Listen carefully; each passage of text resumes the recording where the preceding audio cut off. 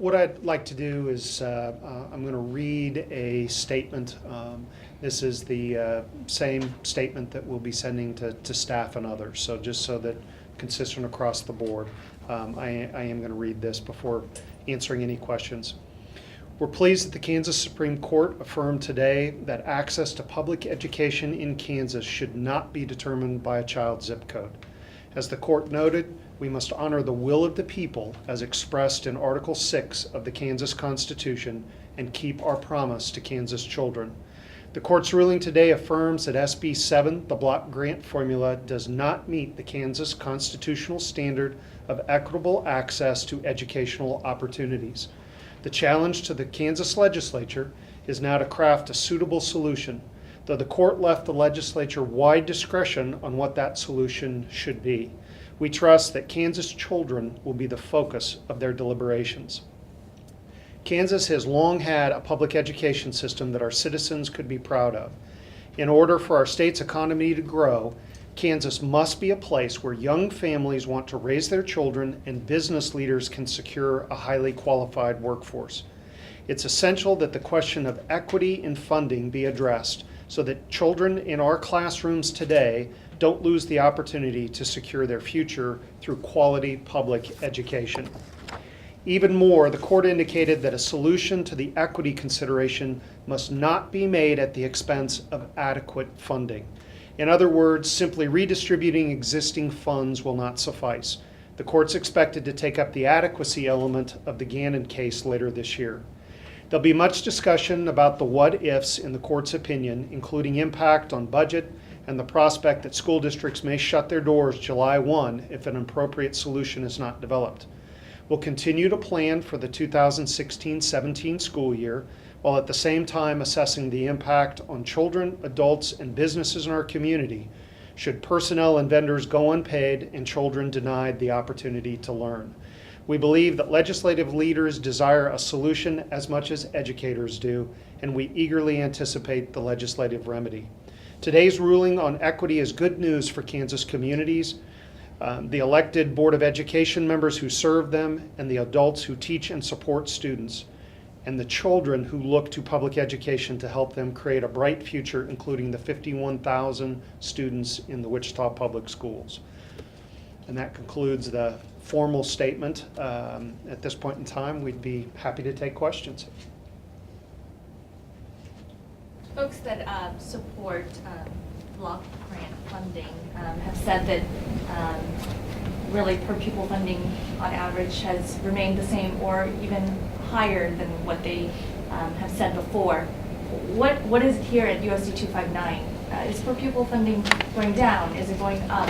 Is it staying the same? Well, there's really, under the block grant, there's no such thing as per pupil funding anymore.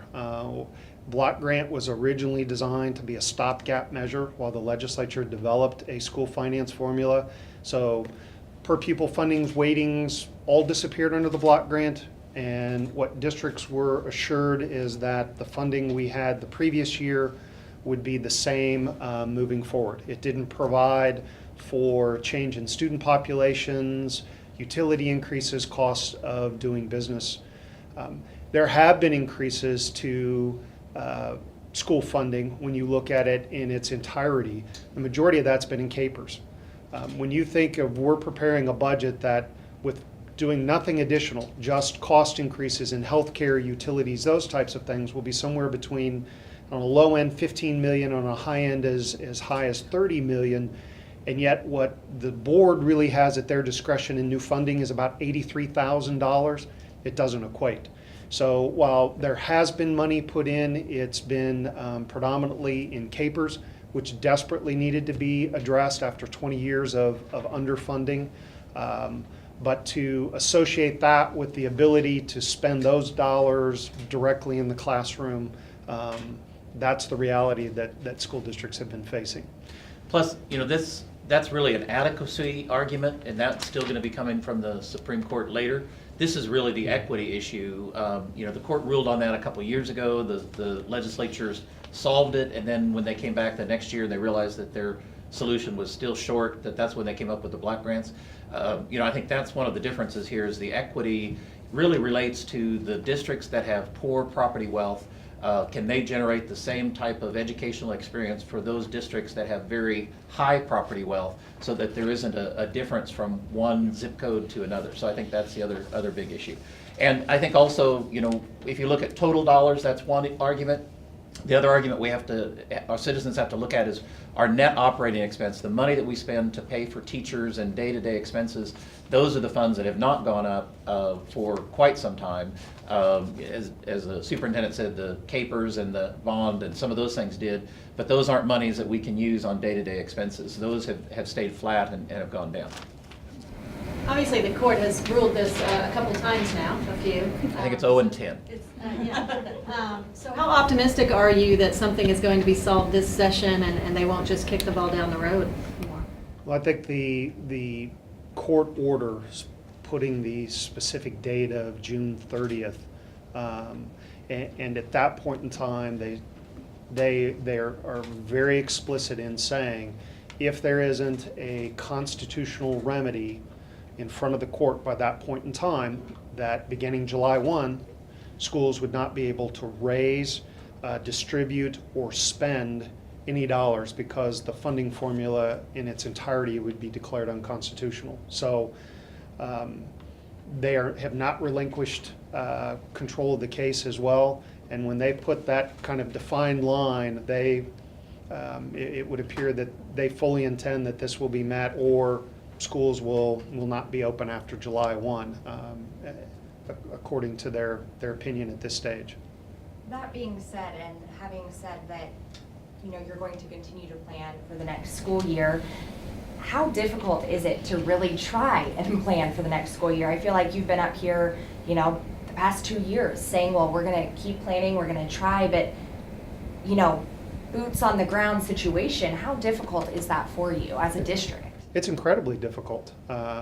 We can only plan for what we know. And right now, we know the law is the block grant. So that's what we have to plan for.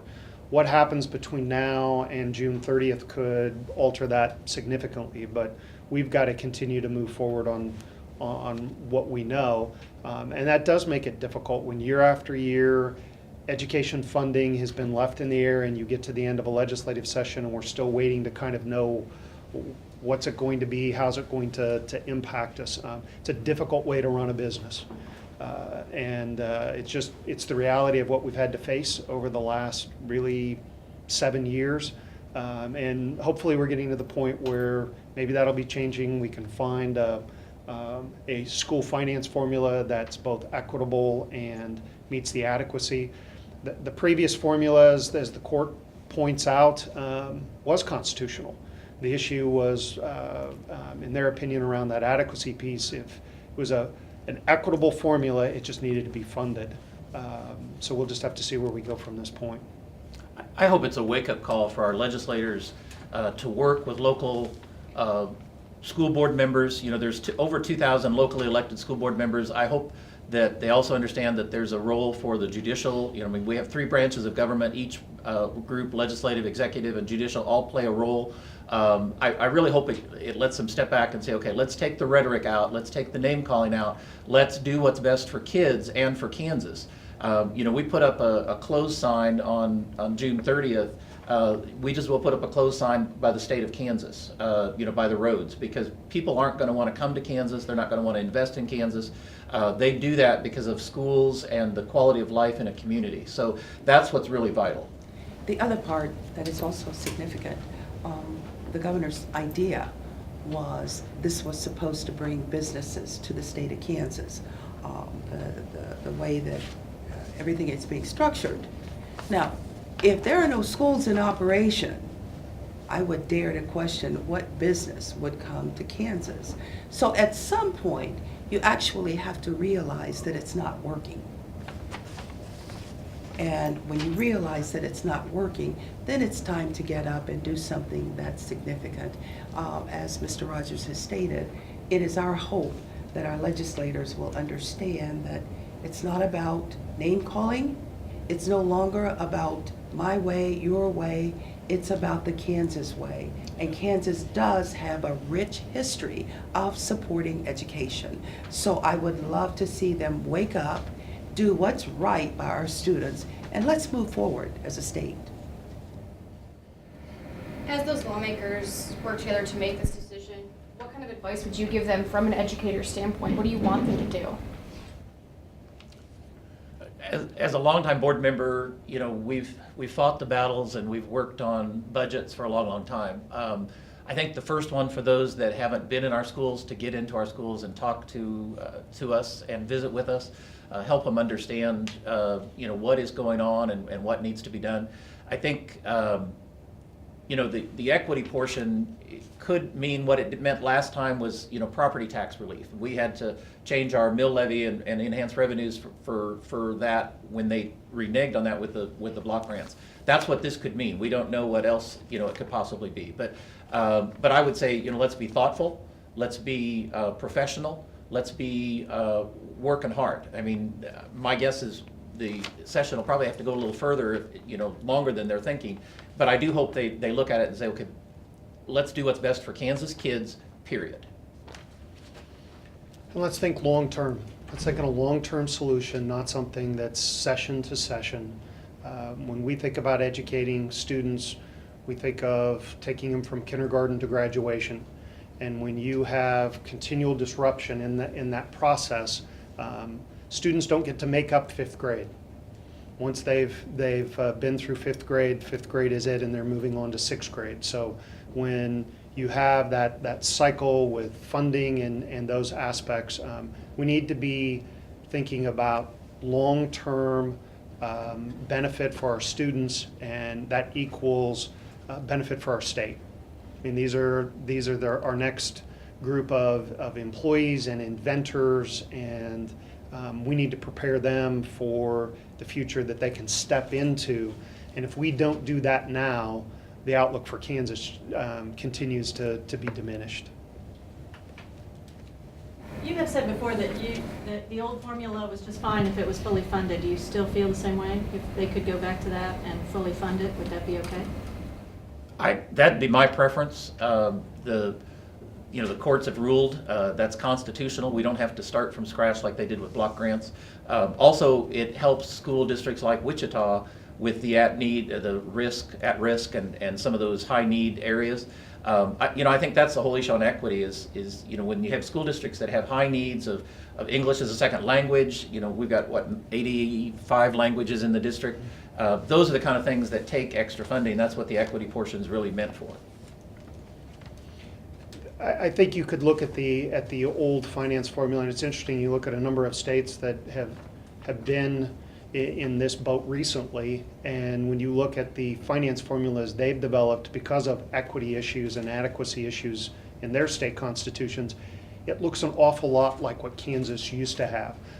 Are there improvements that could be made? Yes. I mean, you heard some of the arguments against the old finance formula was, well, we've had it for 20 years. Well, components of it, but it was changed and modified almost every year during that time period. And just because you've got something that's worked successfully doesn't mean just because you've had it for a period of time you need to start over.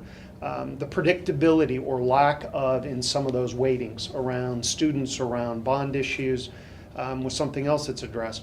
I think you could address those aspects of it and make some basic modifications and still have a finance formula that's met constitutionality and that has been successful. When you look at how well students perform in Kansas across multiple measures across the states, Kansas students do well.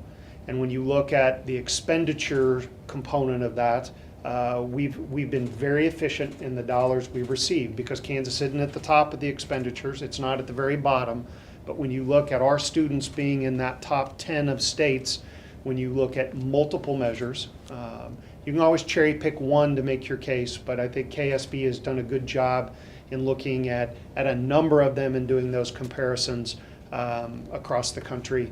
We had a pretty good system that was getting us good results in doing it economically, and that's what we've got to strive for wherever we go in the future. Obviously, this announcement today, very timely. all things considered as far as the budget process is concerned. Again, stuck seemingly in this holding pattern until at least June 30th. But what does that mean as far as the legislature now, today, trying to vote on this budget and where they go and where you guys go from here? I'm not sure where they're going to go. I mean, they've got a lot of work to do as they move forward. For us, as I said, we'll continue to move forward as we've been with our budget and those discussions until something changes and prepare. It does take us a while to do that. I mean, you look at your revenues, your expenditures, and knowing that we'll have to eliminate expenditures this year because of just cost of doing business that we really have no control over. We've got some really difficult conversations over the next couple months. Equally as difficult as what the legislature is going to be discussing, but we'll just have to hope that they make progress in meeting their constitutional responsibility, and we'll adjust as we go. Do you anticipate a longer session than they had last year? I mean, that was one of the longest they had in a decade or so. I don't know. It depends on whether that's the focus. I don't think the hope of having a shortened session is probably as realistic now. But it all depends on what type of, I think, focus they place on the school finance being first and foremost as they approach business, or whether they'll continue to work on other bills and those types of things. So I think it's going to be a flip of the coin. We'll just have to wait and see. Can you tell us how much your district, Wichita School District, has lost based off of this school block grant funding system? Because a lot of folks want to know that question. That's a difficult question because under the block grant, theoretically, we haven't lost.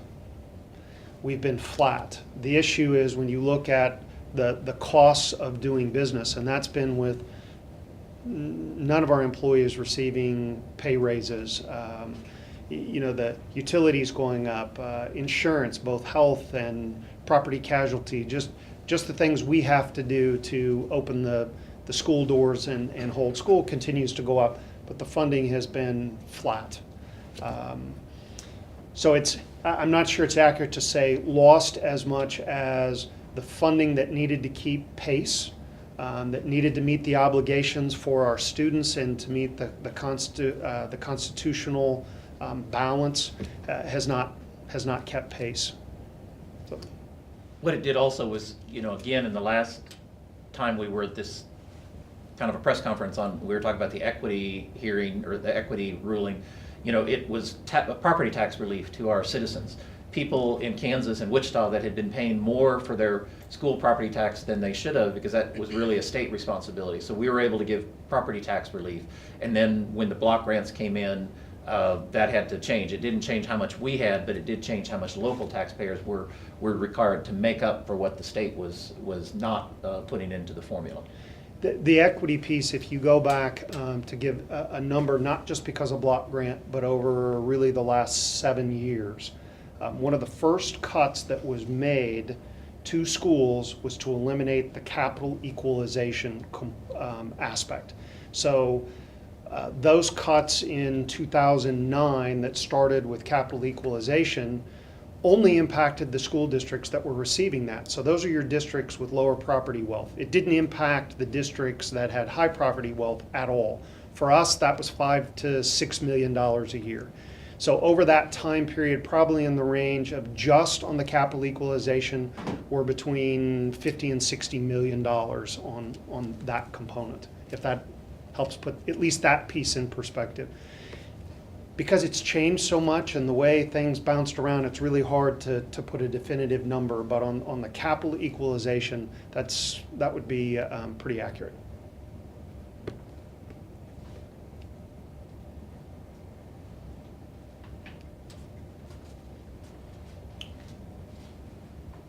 Any other questions? Thanks, everybody, for coming.